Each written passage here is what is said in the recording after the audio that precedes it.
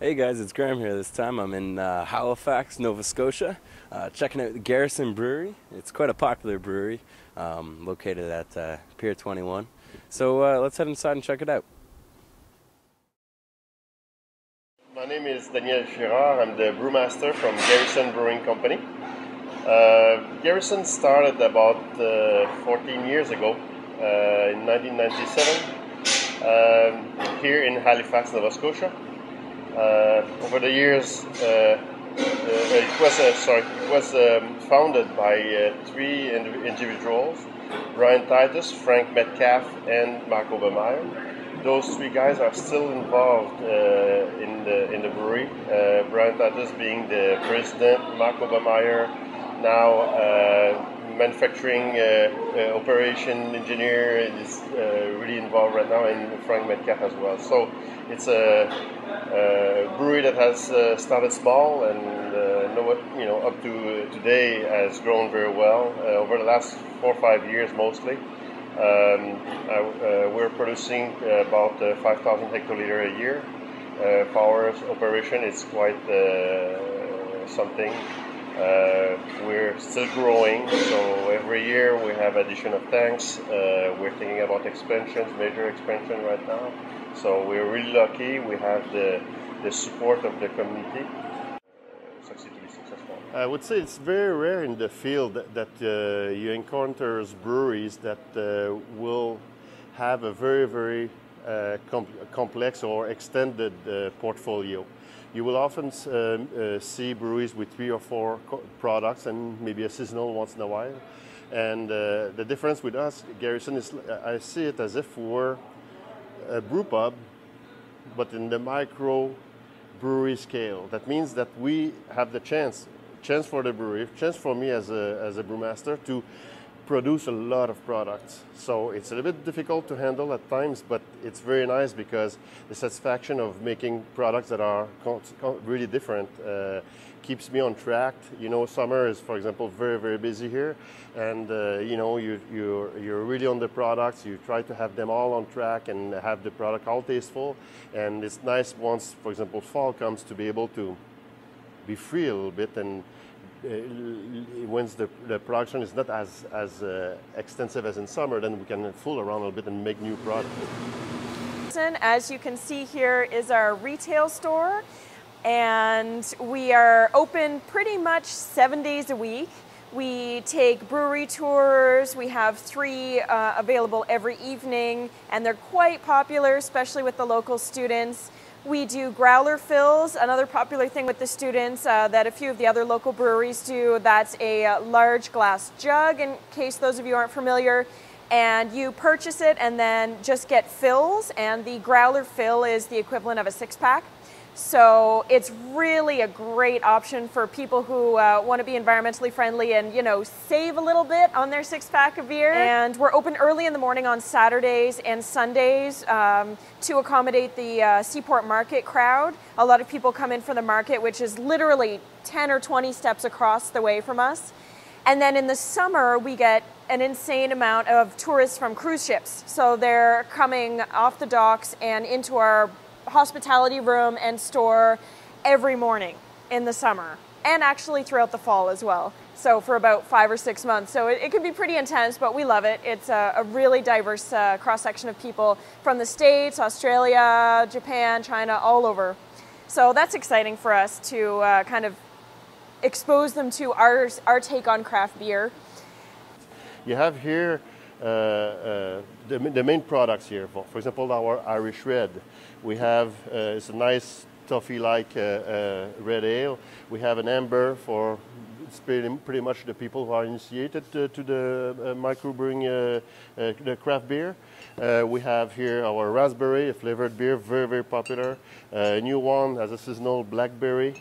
We always have in store our jalapenos, really infused with jalapenos. Not too strong, but you can tell it's jalapenos basically when you taste it, and very confusing when you eat nachos.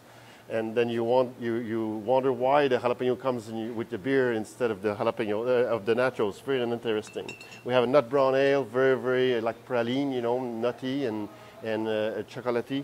And then here are the main and our nice hop yard, a nice pale ale, filtered but dry hopped, so very nice floral aroma, good intensity for such a beer, nice bitterness, very, very nice beer, very proud of that.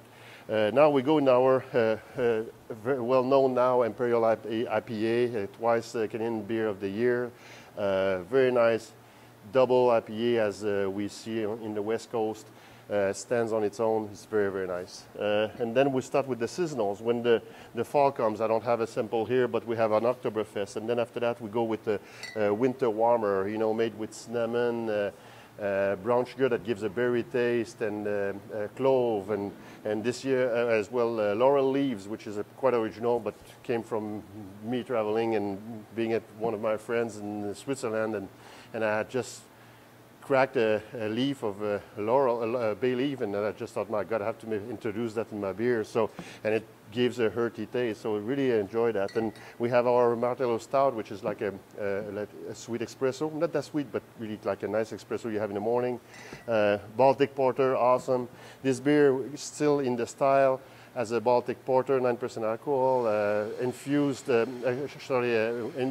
had molasses and dates in the kettle, which give more emphasis on those two characters that you would find normally in that kind of beer.